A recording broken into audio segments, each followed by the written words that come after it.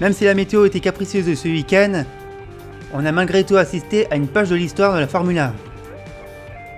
Bienvenue dans le débriefing du Formule 1 sur le Grand Prix de l'Eiffel. Moteur.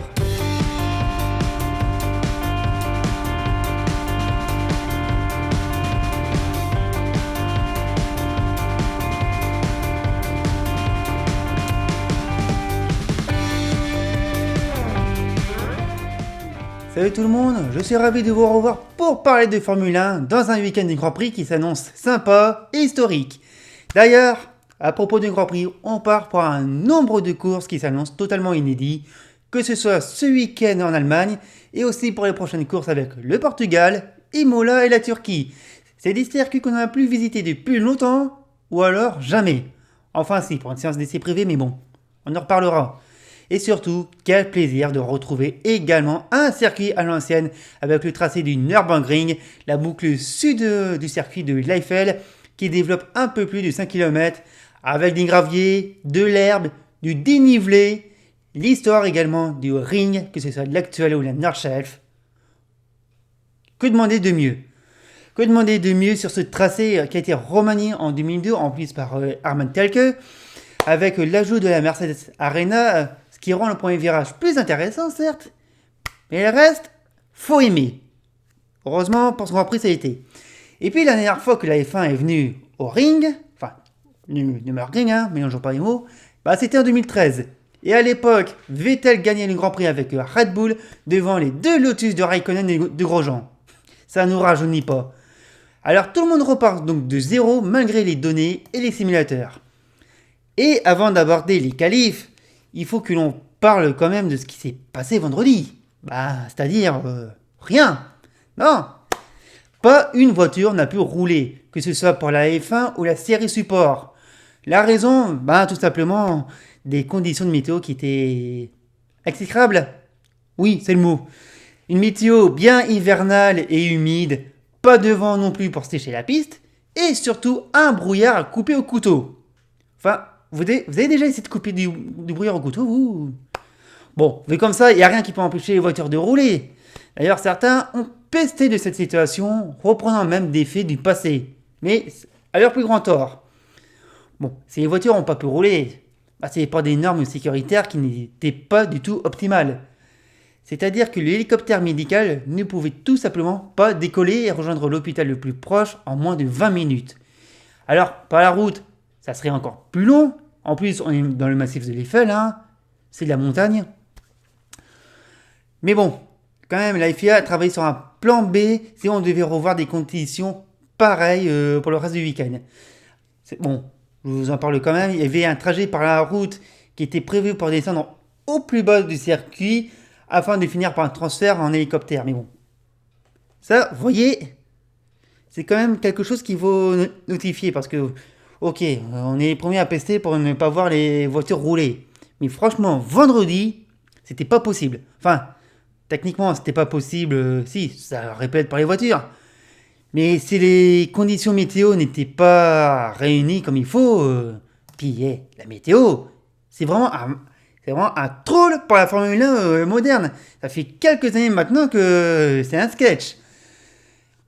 De toute façon, ça a rendu ce week-end intéressant parce qu'on n'a pas de roulage le vendredi, des températures assez fraîches, même pas des degrés dans l'air, même pas 20 degrés sur la piste, et une seule heure de roulage pour tout le monde sur une piste verte, à peine humide, les vibreurs remplis d'eau, le gazon, je ne vous en parle même pas.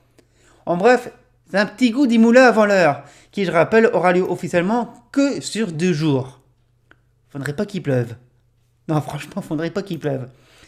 Et la séance fut intéressante parce que les pilotes ont presque effectué 30 tours pendant 1 heure, ce qui est quand même très rare pour un samedi.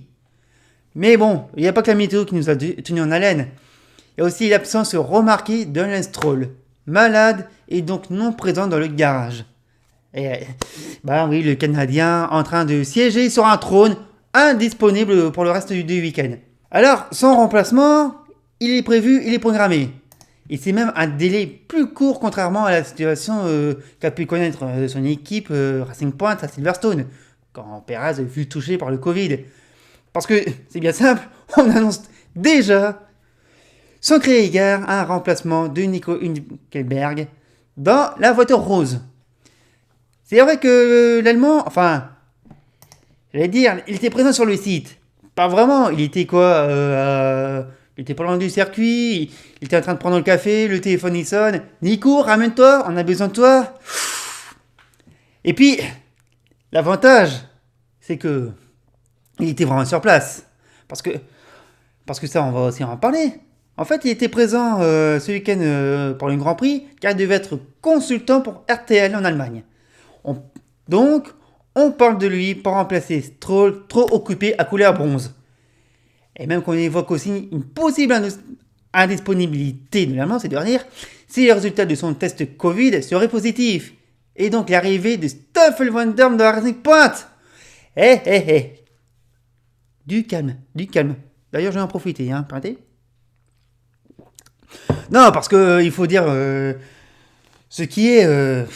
ça s'est emballé très vite hier à cause d'un gars qui est bloqué dans les chiottes. Alors depuis, il a le cul qui brille, mais c'est pas ça qu'on peut l'avoir à classe. Je m'égare. Pour résumer, c'est bien Hülkenberg qui sera dans la voiture pour ce week-end de course. Et c'est vrai que ça aurait pu être Stoffel Van Dorn qui a été évoqué à un moment. Parce que vu la situation sanitaire actuelle qui est très compliquée, Mercedes met à disposition ses pilotes de réserve pour ses clients. Ça veut dire donc Racing Point, Williams, et j'en oublie un qui est, je ne sais plus, bravo. C'est ça quand on révise pas, Ah là là. Donc il y a Racing Point, il y a Williams, j'allais dire McLaren mais non, bref. Un quatrième larron qui est là dans le coin. Bon bref, de ce que fait Mercedes bien sûr, c'est le cas également pour Ferrari, pour ses deux autres équipes clientes, c'est aussi le cas également pour Renault, pour son équipe cliente, et pour Red Bull, ils doivent bien avoir un ancien pilote de leur filière dans le coin, non? Il y en a eu tellement de chez eux. Ça, c'est quand même pour résumer, c'est 24 et 48 heures avant la course. Et ça fait beaucoup pour pas grand-chose, quand même. D'ailleurs, on va faire plus simple, on va passer à la qualification. On y va. Non, je vais pas garder le bonnet pour toute la vidéo, Faut pas déconner non plus. Peut-être qu'il fait froid là-bas, mais ici, il fait très bon. D'ailleurs, cette séance de qualification assez fraîche, c'était également une séance d'essai accélérée pour notre Nico Hülkenberg. De toute façon, Hülkenberg, on va y revenir au bilan à son sujet. Et cette séance a été très attendue parce qu'on a eu du plaisir à regarder. Surtout au vu de certaines performances de certains pilotes qui auraient pu vraiment se concrétiser. Parce que là, je parle des As qui, lors de la première partie de qualification, mais aurait pu réaliser un exploit avec Grosjean qui signe le 5e temps et Magnussen qui en signe le 7e. Les As, imaginez, c'est des voitures qui sont aux fraises, pire qu'aux fraises que les Ferrari. Mais là, ils nous sortent des temps. Bon, ça s'est peut-être amélioré derrière, je suis d'accord. Le problème, c'est la perche de Grosjean qui va être de courte durée parce que son chrono, malheureusement, il sera annulé. Limite de la piste oblige. Ah ouais, ils n'ont pas été tendres, le commissaire. Et franchement, c'est regrettable parce qu'il avait réussi un chrono qui aurait pu le permettre de passer aisément en Q2. Ça sera le cas de Magnussen, mais malheureusement pour Grosjean, il va rester bloqué en Q1. Et franchement, c'est dommage. Et dans la suite de la séance, on verra des stratégies de pneus qui se mettent en place en Q2. Ça, c'est normal, on est habitué. D'ailleurs, on retrouvait donc les Mercedes, on retrouvait les Ferrari et Ricciardo, 5 pilotes qui étaient en pneu médium. Alors, Mercedes et Ricciardo, ça peut se comprendre. Pourquoi pas Mercedes, oui, mais Ricciardo, oui, ça peut être un coup de pari. Mais par contre, Ferrari, c'est un peu bizarre. Parce que, la voiture marche bien quand même. Mais, n'empêche, en général, c'est risqué. De toute façon, cette stratégie va pas marcher du tout. Parce que même si Hamilton va s'en tirer mieux au chrono, tout le monde va repasser aux pneus soft et ça passera presque pour tout le monde. Ah oui, parce qu'en deuxième partie de la Q2, tout le monde a amélioré. Ceux qui étaient en médium, ils commençaient à reculer, même le futur Poleman. Donc tout le monde s'est dit, on arrête, on déconne pas, en pneu tendre, Et voilà. Et puis la Q3, enfin, a été vraiment ouverte par la pole. Malgré ce que certains peuvent dire à l'habitude, c'est toujours les mêmes, mais oui, finalement, elle est revenue à une Mercedes, mais à Valtteri Bottas qui signe sa 14e pole en carrière et la 122e pour Mercedes. Et derrière, dans un mouchoir, on retrouve Hamilton et Verstappen.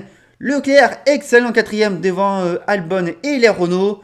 Norris, Perez et Sainz pour finir le top 10. Très sympa ce top 10. L'Hongrie qui se dévoile avec Vettel qui est devant les AlphaTauri. Giovinazzi, meilleur classement en qualification devant les Haas qui sont devant les Williams. Raikkonen 19e et Nico Hülkenberg sur la dernière position. N'empêche, quand on regarde le nombre de pôles qu'il y a depuis le début de saison, on est quoi au deuxième Grand Prix. Et bah c'est la deuxième pole de Mercedes. Voilà, dans l'exercice de la qualification, c'est toujours Mercedes qui est devant. C'est énervant. En espérant que ça changera un petit peu avant cette fin de saison, voire l'année prochaine. Parce que le samedi, c'est quand même important pour un Grand Prix. C'est ça qu'il faut se dire. Et puis, je vais être franc aussi avec vous, la pole, elle aurait pu être pour Hamilton. Mais vraiment, il était plus rapide que Bottas. On le voit même dans une vidéo de comparaison que la F1 a mis en ligne. D'ailleurs, je vous mets ici, vous irez voir. Mais ce qui a fait la différence, c'est comment Bottas a été plus propre dès le premier virage. Enfin, quand dans les autres virages, c'est kiff-kiff avec son coéquipier. Mais en fait, il se passe qu'Hamilton a eu du mal à conditionner le premier virage, Il était assez loin de la corde, alors que Bottas en était un peu plus proche, sans y être bien sûr. Et ça a fait la différence parce que Bottas sera plus propre dans les virages de la Mercedes Arena. Il aura une meilleure trajectoire et va prendre un petit avantage certain sur son coéquipier. Et même dans le dernier virage, ça s'est joué. Derrière, on a quand même un Charles Leclerc qui surprend avec, si on peut appeler ça une Ferrari. Ouais, je sais, je suis très dur avec eux, mais il faut le dire. Et franchement, ça nous fait plaisir. Ça nous fait plaisir de voir au plus haut. C'est vrai que les Ferrari, surtout avec Leclerc, ça marche bien. C'était pas attendu qu'il soit à ce niveau de compétition pour ce week-end, mais ça marche bien. Les chronos sont corrects. On force moins sur le moteur, bien sûr. Mais bon, on a quand même un aéro qui est assez déchargé, donc ça peut jouer dans certaines lignes droites.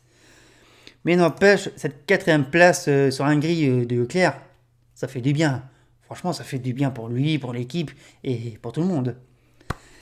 Et bien sûr, derrière, il y a aussi une bataille pour la 3e place entre Renault, Racing Point et McLaren. Bon, Racing Point, vu comme ça, est amputé d'un pilote, si je peux dire. Mais quand même, net avantage pour Renault dans ce samedi. Et quand même, cet avantage, est-ce qu'il va quand même se concrétiser face à la seule Racing Point et aux 2 McLaren? Ça, il est temps de le voir dans la course. Santé. Bon, cette course a été comment? Déjà, il y a eu le départ qui était assez chaud entre Hamilton et Bottas. Il faut dire que l'anglais a très bien décollé. Et entre les deux, c'était vraiment pas loin de contact. Mais alors, avantage au pilote finlandais. C'était très chaud aussi dans l'arena avec Albon qui aurait pu en embarquer plus d'un dans son blocage de roue. D'ailleurs, Albon, ça n'a pas été un bon pilotage aujourd'hui. C'était brouillon. Et tandis que les Mercedes et Verstappen s'envolent, que Verstappen essaye de rattraper les Mercedes, et bien derrière, ça bouchonne. Leclerc joue le bouchon et Ricciardo, derrière lui, s'impatiente. Mais tout le monde perd des secondes. Et on n'est même pas à 5 tours du début de la course. C'est vrai que le Monégasque, c'est vrai que sa Ferrari ralentit tout le peloton. Alors, Ricciardo enroulera sur la Ferrari dans la Mercedes Arena. Et franchement, c'était beau à voir. Une manœuvre magnifique.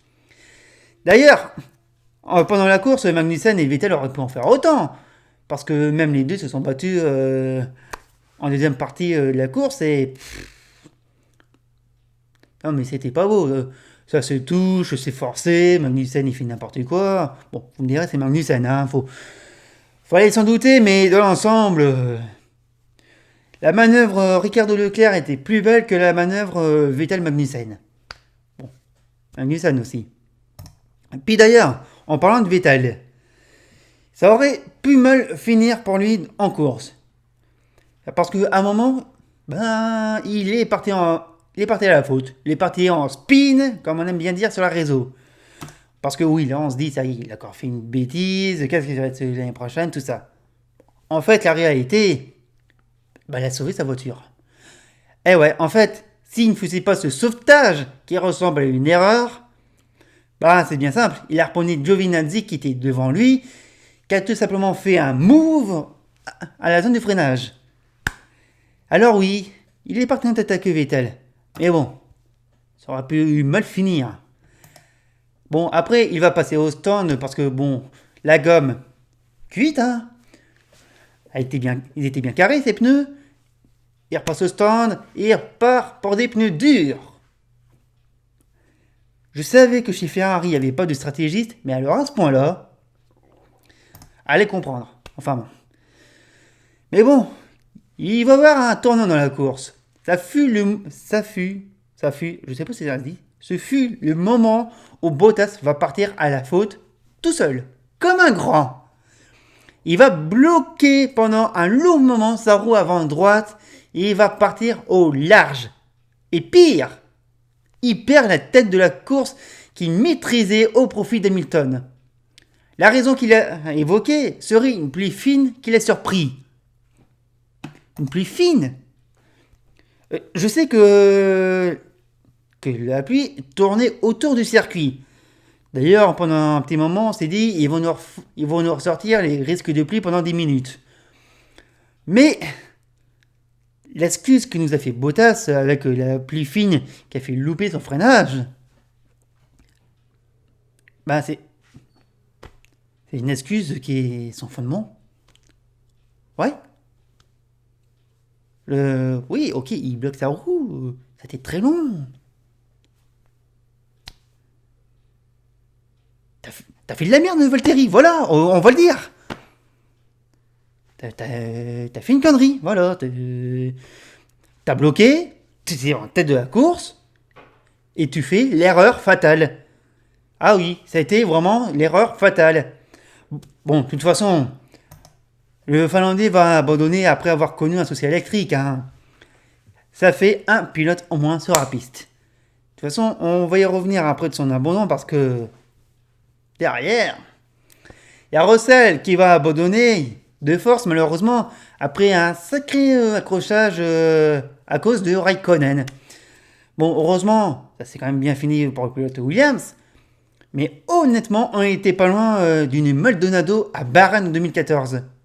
Esteban Gutiérrez, si tu nous regardes. Il y a aussi Esteban Ocon, un autre Esteban, qui va abandonner sur problème hydraulique, tout comme Albon. D'ailleurs, Albon, je sais pas ce qu'il nous a fait aujourd'hui, c'était du n'importe quoi. Entre son accrochage stupide avec le Kvyat, son freinage qui aurait pu être manqué sur une Gasly, très brouillon le Thaïlandais aujourd'hui. Je sais pas, il a tenté des choses, mais puis c'était pas... Puis c'est vrai que son accrochage avec Kvyat était vraiment débile. Ok, Albon et Kvyat étaient en lutte pour une place, Kvyat s'est loupé un freinage, et il a rendu la position. Et par contre, Albon est revenu trop tôt sur la trajectoire de la piste, et a embarqué l'aileron du pilote russe. Je pense que dans pas longtemps, en fait, il va y avoir un switch de pilote chez Red Bull. Je dis ça, je dis rien. Puis ensuite, pendant un long moment, ça va être un chemin de croix pour Lando Norris. L'Anglais perd de la puissance, il doit effectuer des procédures à chaque tour sur son volant, il a son Discord à gérer. Ça va durer quoi pour lui? Une bonne quinzaine de tours avant que la McLaren ne le lâche. La boîte de vitesse qui se met au neutre. Comme ça, c'est réglé. Et du coup, ça va déclencher la safety car. Alors, ça va déclencher une safety car qui était peut-être pas vraiment demandée parce que la voiture de Norris a été très bien placée. Elle était très bien placée, on pouvait l'évacuer normalement. Parce que juste avant, on a aussi eu une virtual safety car. Cette fois pour évacuer la voiture de Russell. Et d'ailleurs, la virtual safety car, bon, on peut dire ce qu'on veut, hein. Par contre, la manœuvre idiote des commissaires de piste, enfin, je devrais pas dire ça des commissaires, c'est vrai. Par contre, la grue pour aller chercher la voiture de Russell, vas-y, rallonge, vas-y, tire le bras, vas-y, je l'ai presque. Sérieusement, les gars, la course est neutralisée, vous pouviez largement sortir un véhicule d'intervention et vous auriez pu évacuer la voiture correctement. Non mais qu'est-ce que c'est de tirer à bout de bras une grue, quoi.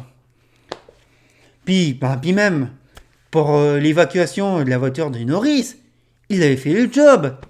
Après, c'est vrai qu'en début de vidéo, je vous parle des normes sécuritaires qu'on n'a pas eu le vendredi. Après, c'est vrai que là, l'endroit où Norris a rangé sa voiture, c'est un peu un endroit risqué. Et sur un freinage, on ne sait pas ce qui peut se passer derrière. Mais après, c'est vrai que voilà, il avait bien fait le boulot, il n'y avait plus qu'à repousser sa voiture. Bon, la direction de course a voulu se la jouer tranquille, sécuritaire, une voiture de sécurité en piste. Du coup, ça relance un peu la course parce que ça rapproche Hamilton avec Verstappen, voilà, cherchez son nom. Et ça peut être bon pour la victoire. Ça peut relancer vraiment la course. Et puis derrière, ça regroupe aussi Ricciardo et Perez. Et ça, c'est pour une place possible sur le podium. Et qui peut être importante pour la suite du championnat, on va voir après. On attend. Il y en a qui passent au stand, les leaders, les pilotes concernés, tout ça. Il y a tout le monde qui essaye de chauffer ses pneus comme il faut. Ok, ça chauffe. Et quand ça repart, bah non. Hamilton s'échappe, Verstappen se fait endormir sur la relance. Il se fait même attaquer par Ricciardo qui se fera attaquer par Perez. Et puis après, plus rien. Voilà, c'est... Il se passe que la course se calme soudainement. Il y a tout le monde qui roule à sa place. Et ça donne le classement suivant. La victoire de Lewis Hamilton qui égalise Michael Schumacher au nombre de victoires, 91, devant Max Verstappen et Daniel Ricciardo, enfin sur le podium avec sa Renault, enfin.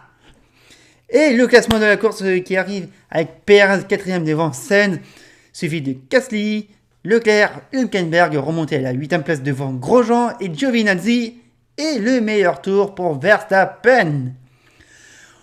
Ouais, enfin la course de l'Eiffel, une course enfin marquée dans l'histoire par cette victoire d'Hamilton, ce podium de Ricciardo. Ouais, c'est une course bien sympa à suivre. Franchement, moi j'ai adoré. Bon, enfin, la fin de la course a été nulle par contre. Ça s'est calmé d'un coup, même Perez n'a même pas pu revenir sur Ricciardo. Ça aurait pu être sympa pour la 3ème place. Enfin, ça de toute façon, on va en parler dans le bilan des équipes. Et c'est maintenant. Et on commence avec Mercedes et la nouvelle victoire d'Hamilton qui affligea 25-0 à Valtteri Bottas. Et Lewis Hamilton, il est comme beaucoup, il a du mal à réaliser que c'est sa 91e victoire en Grand Prix. 91 victoires. Il égale Michael Schumacher. Et honnêtement, ça m'émeut pas qu'il égalise le baron rouge. Je vais être franc, ça... Je suis pas heureux, je suis pas malheureux, c'est... Ce qu'il a fait, c'est incroyable, c'est vrai, il est allé chercher un record que tout le monde ne pensait imbattable. Même Michael Schumacher le disait dans le passé, les records, même les miens, sont faits pour être battus. Mais celui-là, je crois qu'on n'était pas prêt en fait. En fait, on a un peu de mal à réaliser que Hamilton est réussi à détrôner le baron rouge. Voilà. Il détrône Michael Schumacher. on a du mal à le comprendre. En fait, on réalise pas ce que fait Hamilton. On le réalise pas. Parce que voilà, vous voyez, là, il égalise. Mais dans les prochaines courses, le record, il va le battre. Victoire après victoire, course après course, que ce soit l'année prochaine, peut-être même en 2022 et en 2023, qui sait. En fait, ce qu'est en train de faire Hamilton, c'est plus qu'un exploit, il marque vraiment de son empreinte la Formule 1. Après, il y a des raisons qui aident aussi. Il n'a pas vraiment de concurrence. Il n'a pas un coéquipier qui est à la hauteur en ce moment. Vu comme ça a l'air facile. Vraiment, vu comme ça a l'air facile pour lui, pour Mercedes. Non, non, c'est pas facile. Ben non. C'est quand même un pilote qui bosse, qui essaye d'être au meilleur de sa performance. Il est dans une équipe qui bosse course après course, qui apprend de ses erreurs, qui fait tout pour être devant. En fait, les personnes qui sont à blâmer, bah c'est les autres. Ah oui, c'est eux qui sont à blâmer. Les Red Bull, les Mercedes, tous les mecs qui peuvent empêcher... J'ai dit Mercedes, non, je veux pas dire Mercedes, je veux dire Ferrari, voilà. Ferrari et Red Bull, c'est vraiment les seuls qui peuvent empêcher Mercedes de gagner course après course, titre après titre. Ils le font pas. Regardez ce que fait Mercedes. Franchement, regardez, depuis 2014, regardez ce qu'ils font. Et après, après, il n'y a plus qu'une chose à faire. C'est-à-dire respect. Respect pour Mercedes. Respect pour Hamilton. Et puis, très honnêtement, si quelqu'un doit me demander est-ce que je préfère choisir entre Schumacher et Hamilton, je choisirais Hamilton. Parce que c'est le plus grand pilote de la Formule 1, voilà. Enfin, c'est l'un des plus grands. Bien sûr, ça vaut pas un Fangio. Ça vaut pas un Loda. Ça vaut pas un Senna. Mais Hamilton écrit l'histoire de la Formule 1. Il écrit aussi son histoire. Et ça, on peut pas le nier. Voilà, on peut pas l'empêcher. Ce qu'il fait est tout simplement exceptionnel. Voilà. Ce week-end, il égalise Michael Schumacher. À sa prochaine victoire, il va le battre. Et les records vont s'enchaîner. Voilà. C'est ce qu'il faut se dire. Pour l'instant, Hamilton, on ne peut pas l'arrêter. On ne peut pas. Enfin, on ne peut pas l'arrêter. Si, ce week-end, on aurait pu l'arrêter. Enfin, Bottas aurait pu l'arrêter. Mais bon, son abandon était un petit peu programmé pour le Finlandais. Mais quand même, vu qu'on parle de Bottas, c'est quand même risible son erreur. Une pluie fine qui l'a un petit peu déconcentré à son freinage et qui lui a fait perdre la tête de la course. Bon, comme je vous dis, son abandon l'aurait arrêté, bien sûr, mais c'est idiot ce qu'il a fait, Bottas. C'est quelqu'un qui arrive à maîtriser les essais libres. Il réussit un coup à mettre 2 dixièmes à Hamilton en qualif. Pardon. Et il fait une erreur de débutant. Il est tout seul, il maîtrise. Qu'est-ce que vous voulez qu'on dise de plus? Ça va être... Qu'est-ce qu'il va nous dire à sa prochaine victoire? Pour ceux qui me critiquent, c'est ça qu'il va nous dire? Non, arrête, Valtteri. T'as fait l'imbécile. T'as fait l'imbécile sur cette erreur. Franchement, il n'y aurait pas l'erreur, il n'y aurait pas son abandon. Bah, il gagnait.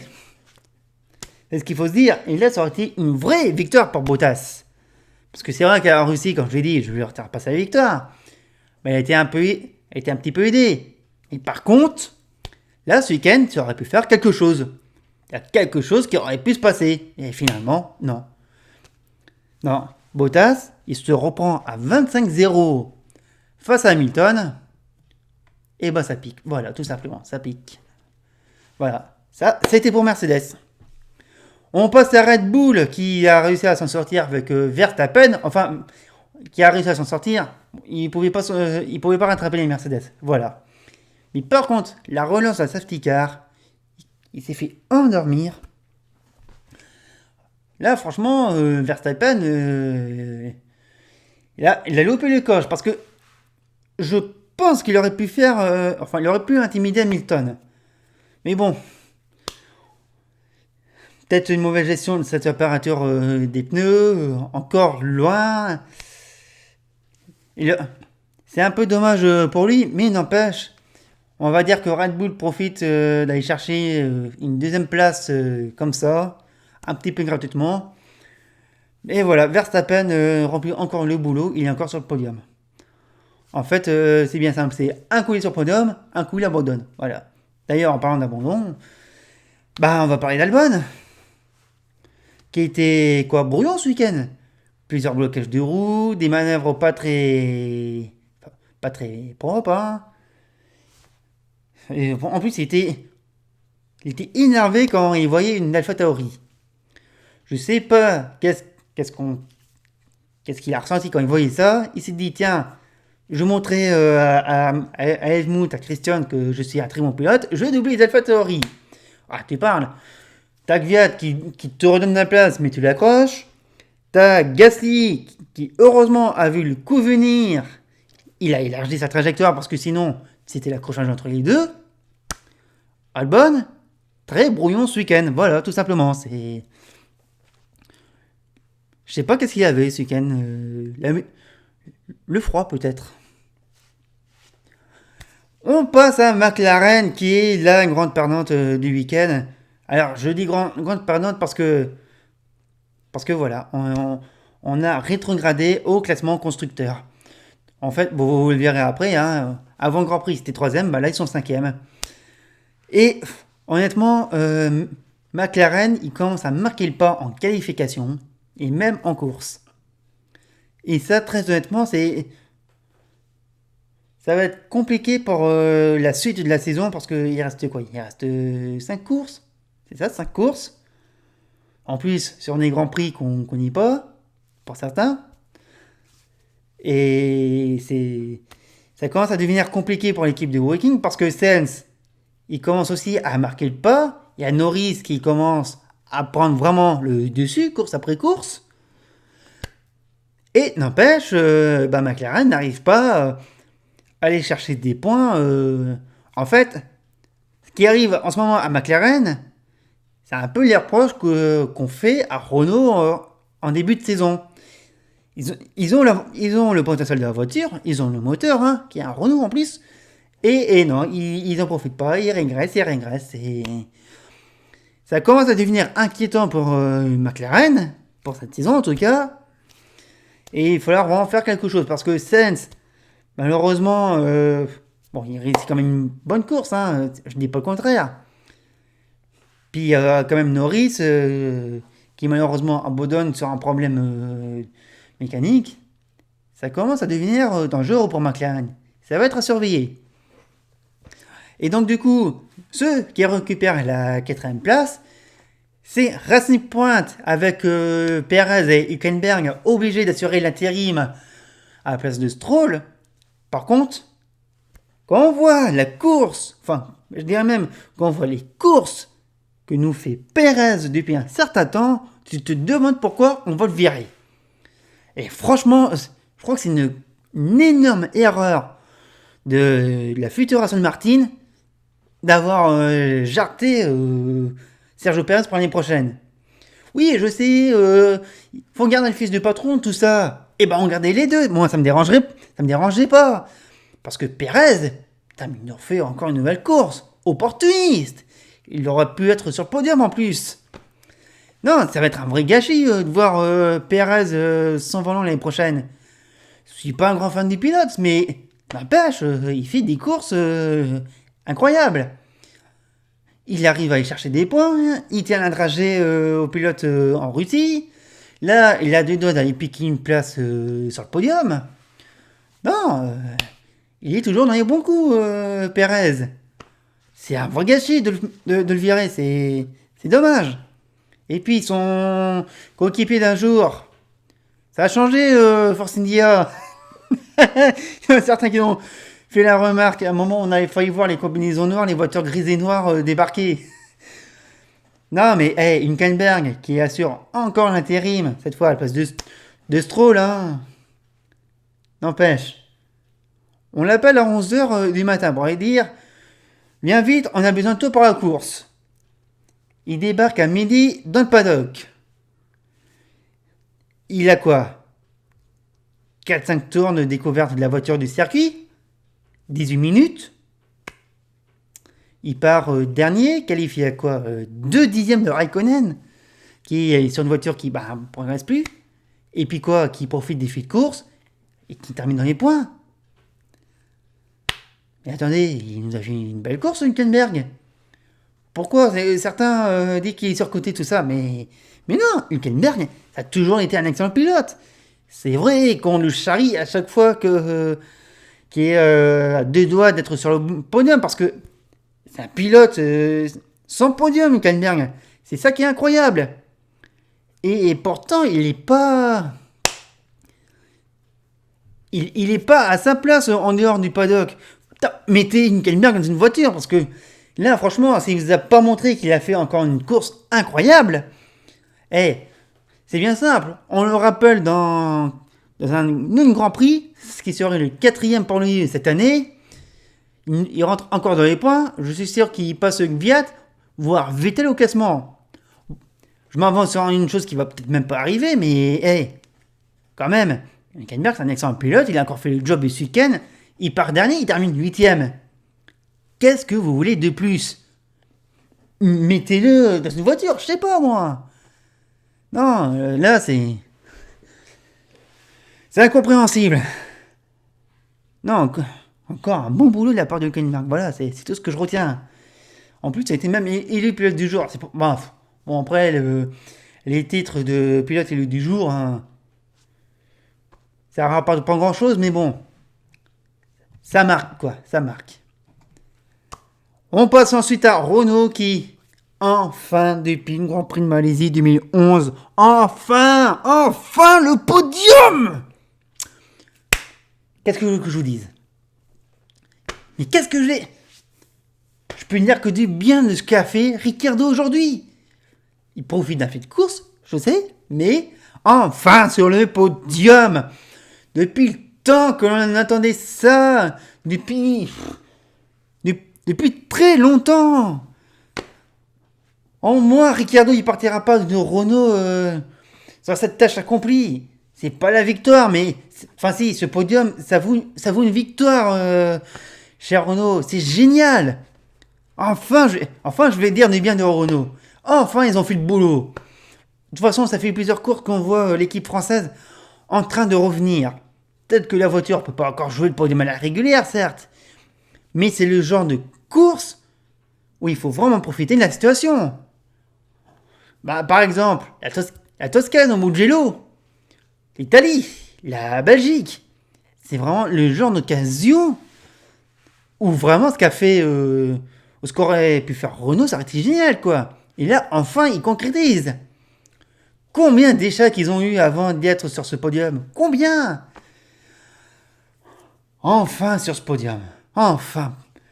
Ah, c'était génial pour Ricciardo. Parce que, déjà, il va pouvoir faire un tatouage à Pitbull. Hein. C'est peut-être même en cours pendant qu'on enregistre la vidéo. Qui sait? Mais n'empêche, ça fait plaisir, ça fait du bien. Déjà, ça fait du bien pour l'équipe, ça fait du bien pour le pilote. Ça fait du bien aussi pour nous, les supporters de Renault. Ça, je vais pas vous le cacher. Mais ça fait aussi du bien à la Formule 1 de voir une autre équipe sur le podium. Qu'est-ce qu'on a marre de voir des Mercedes, des Red Bull, et encore une Mercedes, et encore une Red Bull. Bon, c'est vrai qu'on a eu d'autres courses, on a eu de la variété avec Leclerc, avec Norris, le podium du Grand Prix d'Italie. Non, ça fait plaisir à voir. Je sais, il y a des filles de course, mais enfin, un Renault sur le podium. Depuis Ninketfeld en 2011. Ça date. Ça date. Et puis, pour parler d'Esteban Ocon, avant son abandon, une course moyenne et quand on voit ce qu'il fait, quand même dire de bien parce que voilà, il a quand même fait une bonne perf, il commence à se rapprocher de Ricciardo sur cette fin de saison, hein, parce que on est quand même rentré dans cette fin de saison. Hein. Ben, vous savez quoi, Ocon, s'il a vraiment la bonne voiture, les bons réglages, peut-être qu'il pourrait aussi se rapprocher du podium. C'est pas encore ça pour l'instant. Et je sais pas si l'année prochaine ça sera possible. Par contre, l'année prochaine, hein, la future équipe alpine, ils vont devoir attendre patience, franchement. Allez, on passe à Ferrari. Ferrari. Mi-figue, mi-raisin, comme on dirait. Enfin, la course de Leclerc a été quand même excellente. Déjà, sa qualification, quatrième. Bon, il a un peu joué les bouchons. Et malgré tout, il a quand même pu réussir à ramener encore quelques points pour la Scuderia. Et on voit quand même que qu'il se démène. Hein. On va dire skier. Il essaie de faire le boulot, Leclerc. Le circuit a aidé parce que c'est pas une grande vitesse de pointe. C'est pas un circuit où on va forcer sur le moteur. Mais oui, voilà, il y arrive. Il fait le boulot. Et c'est quand même une bonne chose, hein, contrairement à Vettel qui malheureusement a chuté un peu au classement. Hein. Malgré tout, il a fait quelques batailles. Il a refait des erreurs. Hein. Et c'est dommage pour lui en fait. Voilà, c'est. Ferrari, c'est pas encore ça. Et ça risque d'être long. Après, à voir ce que ça donnera sur les autres Grands Prix. Je pense peut-être.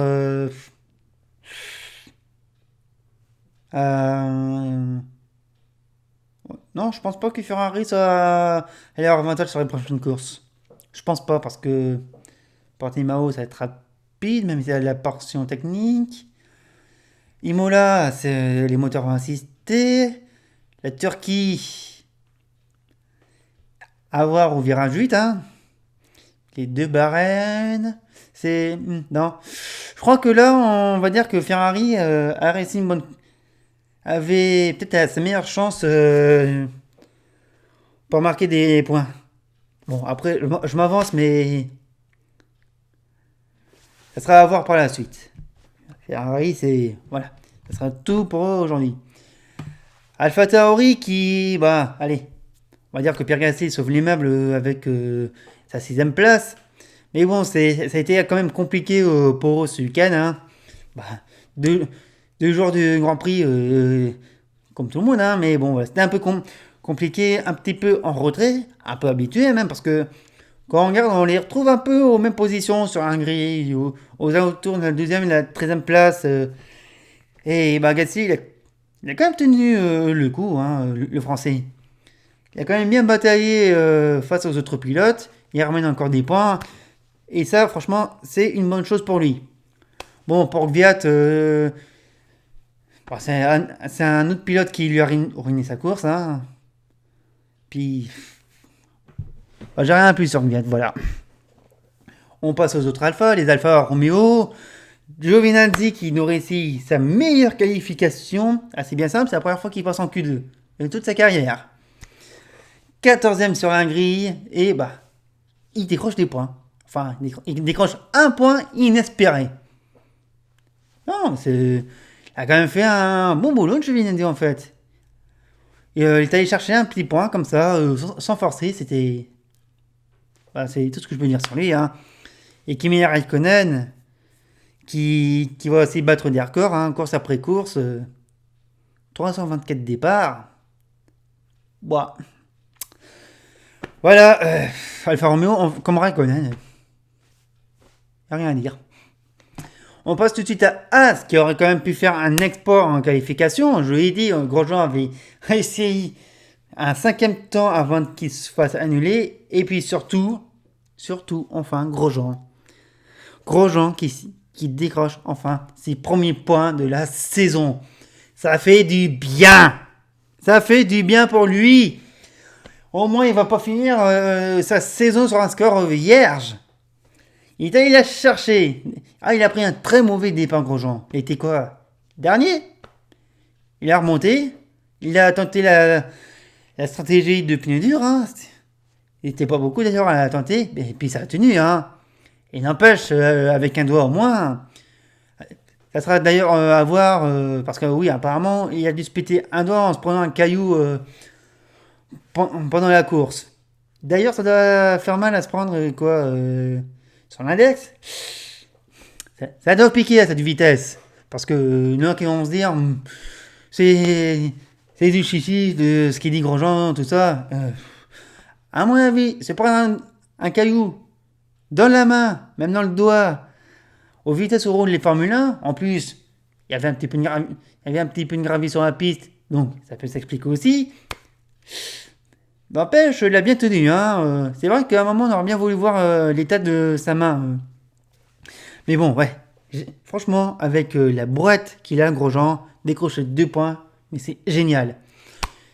Puis Magnussen, il nous a fait un peu de salle, il a en dehors des points, merci d'être venu. Ouais. De toute façon, pour les As, on va en parler après. Hein. Et puis on va finir par Williams, qui d'ailleurs a changé de déco ce week-end. C'est pas flagrant, mais ça fait pas beau de toute façon. Et même le résultat n'a pas aidé. Russell qui abandonne. D'ailleurs, je crois que c'est son premier abandon pour Russell dans la saison. Et puis Latifi, bien loin des points. Bien loin tout court. Williams, c'est toujours la croix de la bannière. Voilà pour le bilan des équipes. Un petit peu en freestyle. Hein, on change un petit peu le format de la vidéo. Et il est temps de passer à ce qui nous intéresse. C'est le classement. Et surtout, scrutez bien, que ce soit du côté des pilotes ou des constructeurs. Ça se resserre à certains endroits. Les classements, c'est maintenant. Le classement pilote avec Lewis Hamilton qui compte 230 points, avec Valtteri Bottas qui en marque aucun ce week-end, toujours devant Max Verstappen avec 147 points. Daniel Ricciardo repasse 4ème avec 78 points devant Sergio Perez qui en compte 68. Norris, Albon et Leclerc se tiennent dans un mouchoir de poche avec 1 point d'écart pour chacun des 3 pilotes. Stroll toujours 9ème avec 57 points se fait rattraper par Pierre Gasly qui en compte 53. En deuxième partie du tableau, Carlos Sainz avec 51 points devant Esteban Ocon, vierge de points aujourd'hui. Toujours devant Sébastien Vettel, Daniel Kvyat, Nico Hülkenberg qui engrange à nouveau des points ce week-end. Giovinazzi gagne une position sur Raikkonen, tout comme Romain Grosjean sur Magnussen. Et les deux pilotes Williams à 0 points toujours. Du côté des constructeurs, toujours l'envolée pour Mercedes qui compte 180 points d'avance sur Red Bull, 391 à 211. La bagarre pour la 3ème place qui change, Racing pointe 120 points devant Renault qui en compte 116. McLaren qui chute à la 5ème place avec 114 points. En deuxième partie, pas de grande évolution. Ferrari toujours devant Alpha Tauri. Alfa Romeo, Haas et Williams complètent la fin du tableau. Bon, maintenant on va parler de quoi? On va parler des jeunes pilotes qui pourraient arriver en Formule 1 l'année prochaine. Alors, on va commencer par deux pilotes qu'on aurait dû voir vendredi matin sur la piste. C'est-à-dire Mick Schumacher, pardon. Je vais parler de Mick Schumacher chez Alfa Romeo et de Callum Ilott chez Haas. Bon, malheureusement, les deux, on les a pas vus. Il faudra sûrement attendre Abu Dhabi pour le dernier rendez-vous de la saison pour avoir une chance de les revoir officiellement en essai libre 2. Parce que, officiellement, c'était leur premier engagement en Formule 1 ce week-end. Tu parles d'un engagement, ils sont restés au garage. Bon, au moins, ils ont pu voir le décor pour de vrai. Donc, peut-être à Abu Dhabi ou alors après le Grand Prix pour les revoir en piste. De toute façon, on les reverra en Formule 2. Et d'ailleurs, les deux jeunes pilotes du vendredi qui sont en tête du classement de la Formule 2, d'ailleurs, le classement, je vais vous le mettre ici à l'écran. Vous pouvez voir 191 points pour Mick Schumacher, 169 pour Callum Ilott. Il y a aussi Tsunoda, Schwarzman, Mazepin qu'on va évoquer également dans cette vidéo parce que tous ces pilotes, ce sont des candidats potentiels pour entrer en Formule 1 l'année prochaine. Mais on va faire pilote par pilote. Et on va d'abord s'intéresser donc à nos deux pilotes, qui devait s'engager ce week-end en piste. Hein. Et on commence par Mick Schumacher. Il sera en Formule 1 l'année prochaine. Voilà. C'est sûr, c'est signé. Il y a des rumeurs, des on-dit, tout ça. Mais c'est sûr, il y sera. De toute façon, c'est bien simple. Il y a encore 2 courses de Formule 2 à Bahreïn. Donc, toutes ses chances pour décrocher le titre. Et pourtant, Mick Schumacher, c'est pas un pilote qui me surprend. Je l'avoue, je le trouve bien discret malgré son nom. Mais ce qu'il fait quand même cette année, c'est du déjà vu. Voilà. En fait, ce qu'il fait cette année en Formule 2, il l'a déjà fait en Formule 4, il l'a même fait en Formule 3, bien avant la fusion avec le GP3. J'ai même vu tourner à Spa-Francorchamps il y a 2 ans, donc je peux vous dire que c'est ce qu'il fait cette année, c'est ce que j'ai vu en Belgique. Hein. Il commence une première saison timidement, avant de prendre le dessus sur la deuxième et de gagner le titre. Eh bien, cette année, c'est vraiment pareil. Alors, je ne dis pas parce que il va faire pareil en Formule 1, hein, faut pas exagérer non plus. Mais n'empêche, il faudra attendre de voir ce qu'il fera si il est confirmé chez Alfa Romeo. Ce qui va être le cas d'ailleurs. Hein, on va pas se mentir, Alfa Romeo va signer Mick Schumacher. Enfin, Ferrari va placer Mick Schumacher chez Alfa Romeo. Peut-être aux côtés de Raikkonen ou de Giovinazzi, on ne sait pas encore. Mais c'est sûr, Mick Schumacher en Formule 1 2021, c'est signé. Ça sera 8 ans qu'on n'a pas vu un Schumacher sur la piste. Et 30 ans après les débuts de son père, d'ailleurs en Belgique, en Francorchamps. C'est sympa. Hein. Bon, la différence, c'est qu'à l'époque, Michael Schumacher, on l'a appelé comme ça pour remplacer un autre pilote. Hein. Il avait marqué les esprits.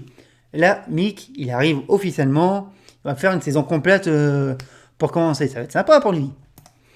Et puis, il y a son confrère de la Ferrari Driver Academy, Callum Malloy, qui lui aussi prétend à une place de titulaire pour l'année prochaine.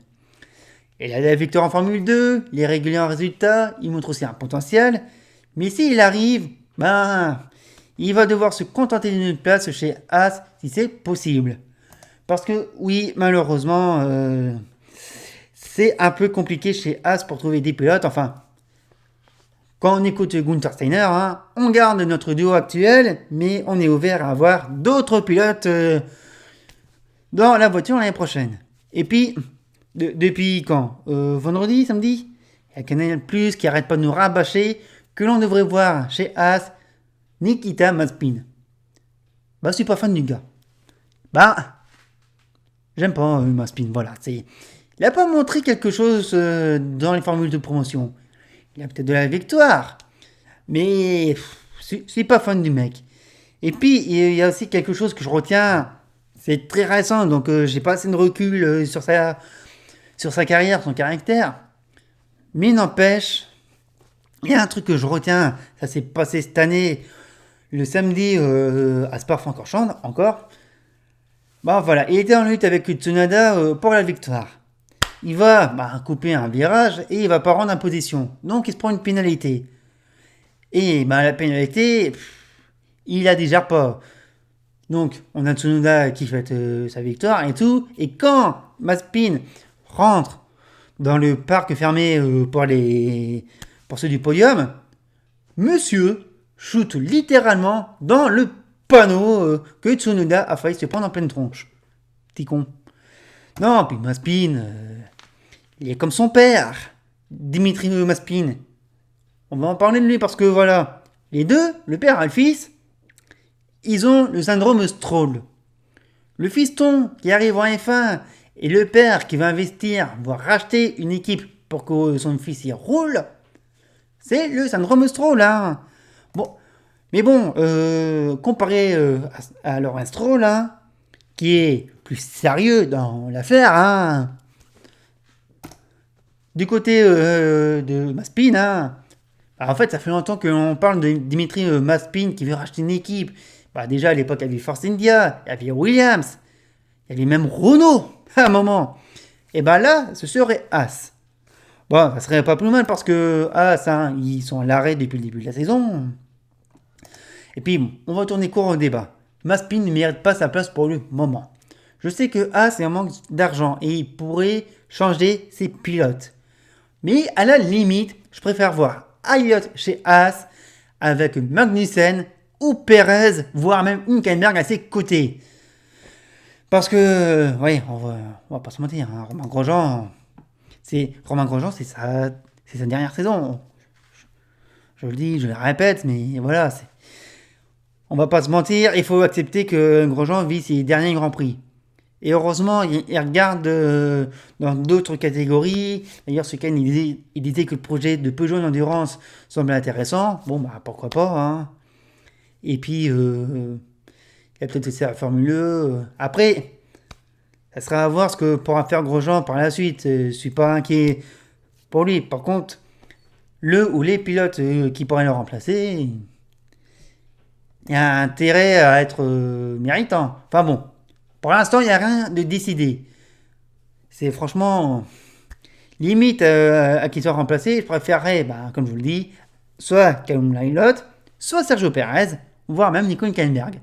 Même un duo Perez-Hülkenberg chez Haas, ça me dérangerait pas du tout. Mais franchement. Puis, on évoque aussi, permettez, un petit réglage de setup, voilà, merci. Puis même, on évoque Robert Schwarzman. Bon, Schwarzman, il n'est pas encore prêt pour Formule 1.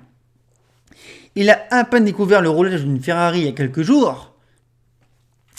Il n'est pas encore chaud, Schwarzman. Je préfère qu'il reste en Formule 2, celui-là.